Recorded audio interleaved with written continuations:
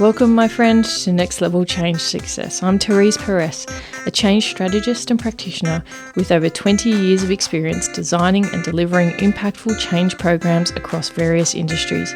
In this podcast, I share real-world practical strategies to help you create and deliver positive change experiences, whether you're a leader, practitioner, or someone looking to bring new ways of working to life. In today's fast-paced world, change is constant. Here we focus on how you can put people at the centre of your change strategy, because people with a sense of purpose are the most important link in driving performance. So if you're ready to create meaningful change and achieve all the success that comes with it, keep listening. Together, let's change the conversation and take it to the next level.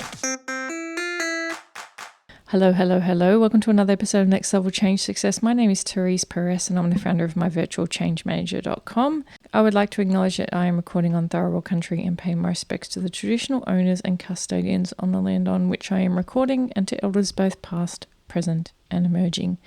So this episode is a fascinating one. It's actually spinning off the back of something I saw on social media regarding a high power CEO talking to someone regarding their approach for change, even though they may not have articulated it that way. But the insights I wanted to share with you, because it is so true. What I realized was so profound, and it is definitely something that I had been working on and talking about for quite a while, but phrased in a different way. And let me take you through the story that he told.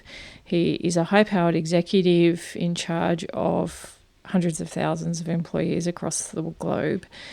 The company doesn't matter, so I'm not going to talk about that. Who he is doesn't matter, so I'm not going to talk about that either, because the conversation is where the gold was at.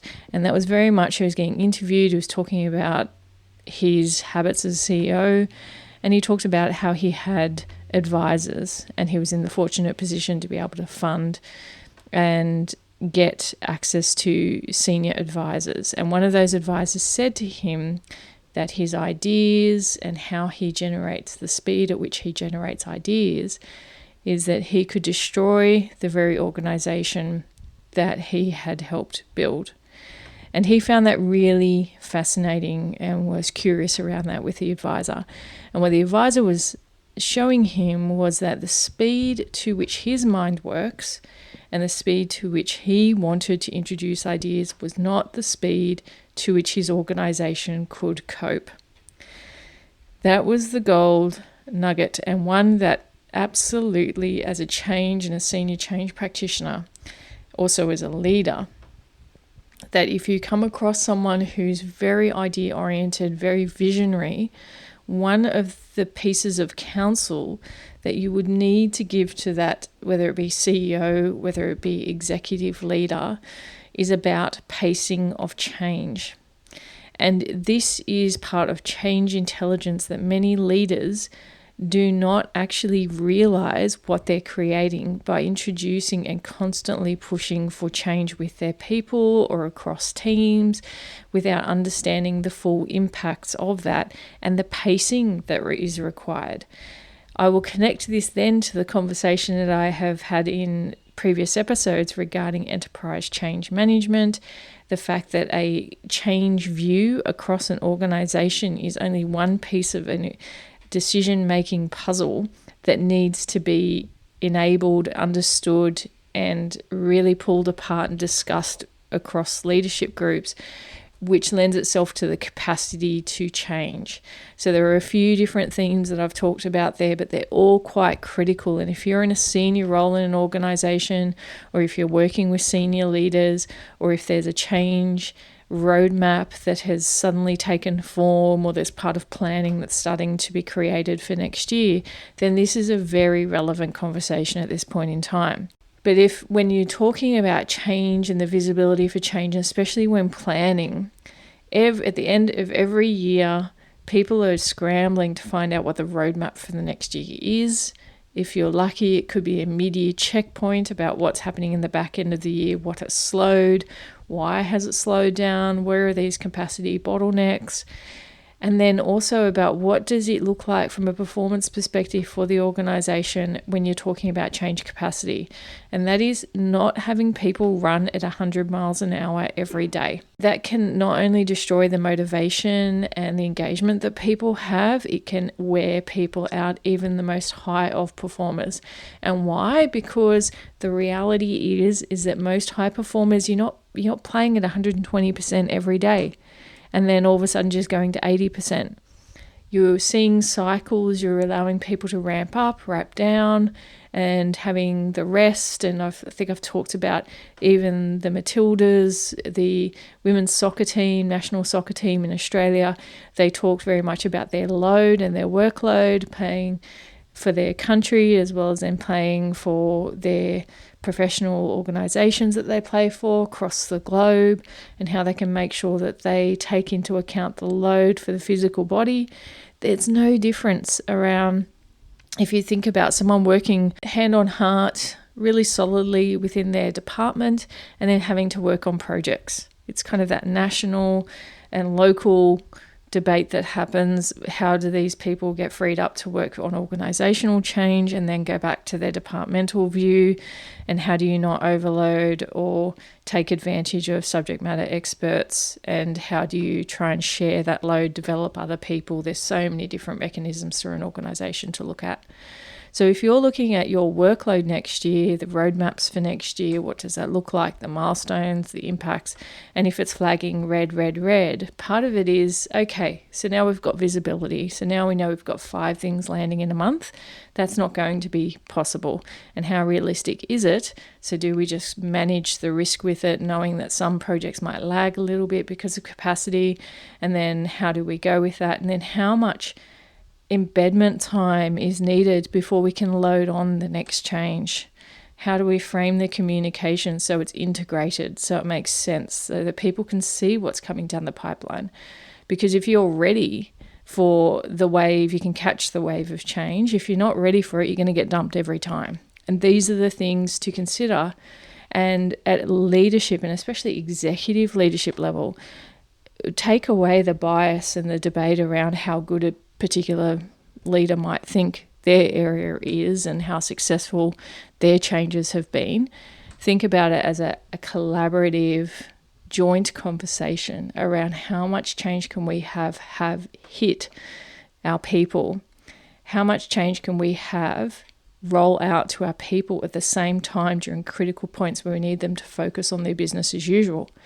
How can we factor in and essentially look to release change in those suboptimal periods when they're not needing to focus on business, but then we also don't want to overload them and deny them a bit of downtime? Because most organizations will know it's important that people do get downtime to rest, recover, if they've been very heavily focused on sales and then all of a sudden they've got 5 different changes they need to get up to speed with during their quiet period, you're denying them a bit of rest. And so whether it's at a very local level that you're having that conversation or it's at the very senior levels, you need to have that conversation, especially heading into the back end of this year. Another important part of that conversation is what was delivered this year and what was embedded well, or what changes have happened where we haven't yielded the benefit that we thought we would and why. Having, again, those honest conversations and talking about the gap as a way of learning, not as a way of punishment, but as a way of how can we do this better, knowing that some changes to ongoing rhythms, so if you've introduced performance objectives, if you've introduced new KPIs, if you've altered regular business cycles, whether it's through utilization of technology or whether it's better performance conversations, and especially when we think about the leadership development aspect, if things haven't been embedded well, why weren't they embedded well? And how committed were leaders across it versus how busy are leaders? And that is a very powerful conversation to have around how can we make the pathway clearer? How can we support our leaders to engage with the change and lead it well? What vehicles and channels do we have to do that so that our capacity for change can increase because we have structures to help actually be able to release change, release it well, the ongoing conversation, and then ultimately, how do you bring the change concept into the DNA of the organization? Now, you don't have to say change is a value. You just might talk about adaptability. You might talk about flexibility. You might talk about center on the customer more than we have in the past. It might be more of a powerful conversation about service and service orientation. And this is how we're going to do it. We're going to continuously improve. We're a learning organization. We're going to support you to learn. These are all the things that leaders could be having conversations on versus, wow, what do we need to prepare for? Wow, we've got too much on. What are we going to do? What can we cut? And that's just not a realistic conversation, apart from if you actually say there is a budget constraint and you absolutely cannot do that activity. Most leaders will either say, yep, okay, I'll give this up, but I'm going to tinker with it behind the scenes within my team because I want to keep things progressing because that's my little pet project. There has to be a higher order of conversation led from the top down around capacity, efficiency, how well is change being embedded, or are we just continually delivering, giving ideas, saying to people, we should go do this, we should go do that, we should go do this, without some sort of firm roadmap in place.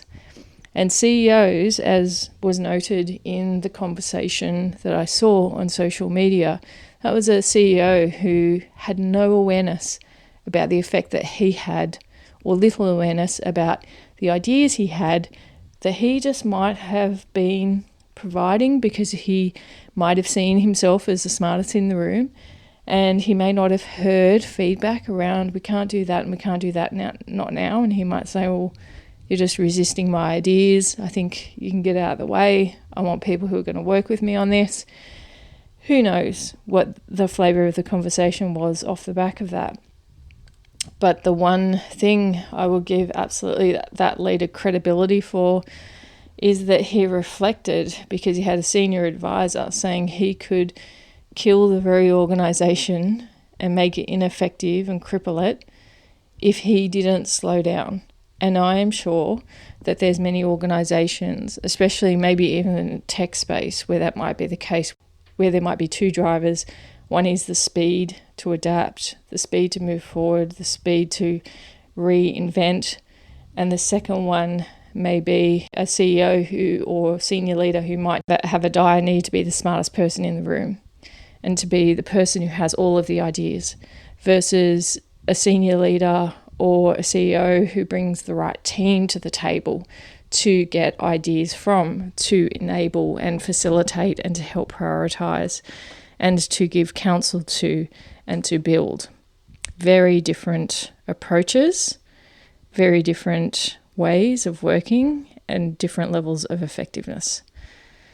So I thought I'd just mention that because I know there's a lot of planning going on that could be happening towards the end of the year, or revisiting plans that may have been in place for this year, and think about how that might take form, how that might change, how that might change the conversation. And oftentimes the quality of the outcomes is all about the quality of the questions that are asked around the table. So remember that, have a think about it, see how you can influence that. And it might be just a simple aspect of bringing visibility to the work that's being undertaken by your team, by the department, or across the organisation. I hope you enjoyed this episode. I hope it's given you some food for thought, and come to my virtual change manager. I really encourage you to sign up to our newsletter because we've got a lot going on next year. And definitely planning, but also doing is in my space in myvirtualchangemanager.com. So lots of good things on the horizon. I hope you have a good week. I hope you have a good day. And just remember that change matters, because you, your people, your organisation, and your purpose, they all matter.